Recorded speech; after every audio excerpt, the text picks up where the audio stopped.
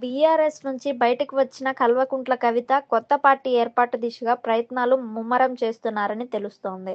అందులో భాగంగా కవిత కోసం రాజకీయ వ్యూహకర్త ప్రశాంత్ కిషోర్ రంగంలోకి దిగినట్లు సమాచారం. పార్టీ ఏర్పాటు, పార్టీని ప్రజల్లోకి తీసుకెళ్లే వ్యూహాలపై పీకేతో కవిత చర్చలు జరుపుతున్నట్లు తెలుస్తోంది. ఇప్పటికే పార్టీ విధి విధానాల కోసం 50 కమిటీలను ఏర్పాటు చేసిన కవిత త్వరలోనే కొత్త రాజకీయ పార్టీ ప్రకటించే అవకాశం ఉందని విశ్లేషకులు అభిప్రాయపడుతున్నారు. రంగంలోకి దిగిన పీకే తెలంగాణ అస్తిత్వాన్ని కాపాడే రాజకీయ పార్టీ అవసరం ఉందని ఇటీవల చెప్పిన కల్వకుంట్ల కవిత తెలంగాణ జాగృతి రాజకీయ పార్టీగా ఎదుగుతుందని స్పష్టం చేశారు. 2029లో ఎన్నికల్లో తెలంగాణ ప్రజల తరపున పోటీ చేస్తాము అన్నారు.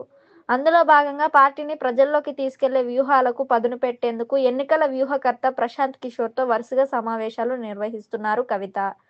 దాదాపు 2 నెలల్లో 2 సార్లు పీకే హైదరాబాద్కు వచ్చి కవితతో భేటీ అయినట్లు సమాచారం.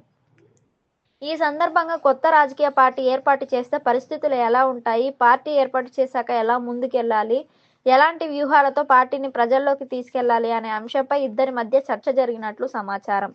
ఇక సంక్రాంతి పండుగ సందర్భంగా కూడా వీరిద్దరి సమావేశం అయినట్లు తెలుస్తోంది. అయితే ఈ విషయంపై కవిత గాని, తెలంగాణ జాగృతి ప్రతినిధులు కానీ అధికారికంగా స్పందించలేదు. కాగా పార్టీ విధి విధానాల రూపకల్పన కోసం ఇప్పటికే 50 కమిటీలతో కవిత అధ్యయనం చేయిస్తున్నారని తెలుస్తోంది. ఇప్పటికూ పీకే కూడా రంగంలోకి దిగారు. దీంతో త్వరలోనే కవిత కొత్త రాజకీయ పార్టీ ప్రకటించే అవకాశం ఉందని రాజకీయ విశ్లేషకులు అభిప్రాయపడుతున్నారు. కాగా ప్రశాంత్ కిషోర్ గతంలో ఏపీ మాజీ సీఎం జగన్కు 2023 అసెంబ్లీ ఎన్నికల ముందు కేసీఆర్కు కూడా పనిచేశారు. అంతేకాకుండా తమిళనాడులో ప్రముఖ నటుడు విజయ్ స్థాపించిన తమిళ వెట్రి కళగం పార్టీకి కూడా ప్రశాంత్ కిషోర్ పనిచేశారు. అయితే కవిత పీకే వ్యూహాలు ఎంత మేర ఫలిస్తాయో వేచి చూడాలి. మరోవైపు మనుగడ సాగించలేకపోయిన మావోయిస్టు సానుభూతి పరులకు, మావోయిస్టులు, మైనార్టీలకు కవిత ఇటీవల ఆహ్వానం పలికారు. తనతో కలిసి నడవాలని కోరారు. అటు బీసీలపైన తన గొంతు వినిపిస్తున్నారు కవిత.